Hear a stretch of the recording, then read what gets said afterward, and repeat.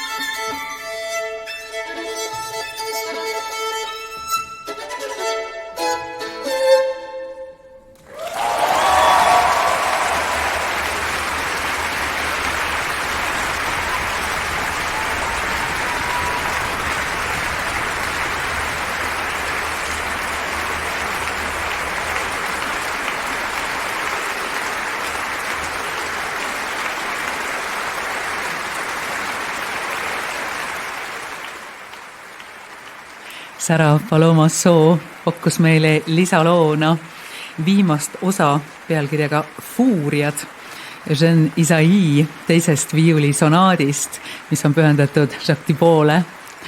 Tõesti selline virtuoosne lugu, aga samas sellest kõlas ka läbi, võib-olla märkasite Dies Irae motiiv, mida on ju klassikalises muusikas väga palju kasutatud. Aplodeerib tänulik publik Pärnu muusikafestivalil ja ka Eesti Festivali orkestrandid aplodeerivad hoogsalt kaasa. Sellega jõuab lõpule meie tänane kontsert Pärnu muusikafestivalilt ja me kuulsime siin noori talente, kes on loodetavasti alustamas väga ilusat karjääri oma muusikuteel. Igal juhul Paavo Järvi toetus on neile olnud juba suur. Ja see valik, mille on Baueri teinud, kõik need 3 suurepärast interpreeti, neil on tegelikult väga erinev artisti temperament. Kuidagi ma ei tea, see on tõenäoliselt kokku sattumuse juba see, millistes erinevates toonides sinist nad täna laval kannavad. See kuidagi mõjub niivõrd sümboolselt või sümbolistlikult, et kuidagi, kui mõelda ka nendele teostele, mida nad esitasid, et see Mendelssohni selline noorus klaverikontsert ja siis samal ajal nagu ka Anaël Touré ütles, et kõige vanem harpikontsert maailmas, vähemalt teada küll. Just.